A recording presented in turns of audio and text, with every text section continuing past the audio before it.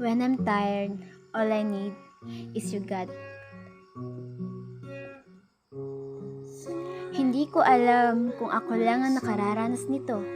Ngunit matanong kita, kaibigan ko, kamusta ka? Kamusta ang relasyon mo sa ating Panginoong Hesukristo? Ito'y nag-aalab pa ba sa init tulad noon o ito'y singlamig na ng yelo ngayon? Kaya kaibigan, napapansin mo ba na sa tuwing nalalayo tayo sa Kanya ay mas nawawalan tayo ng gana?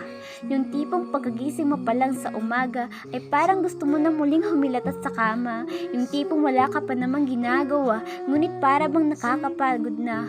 Yung tipong ang dami mo namang ginawa para magmukhang masaya, ngunit sa huli pakiramdam mo pa rin ay parang empty ka.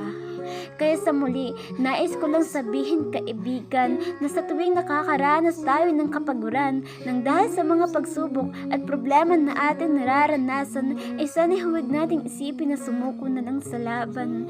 Bagkus tayo manalangin at magbalik loob sa Kanya, sapagkat sa Diyos Ama natin mahahanap ang totoong pahinga.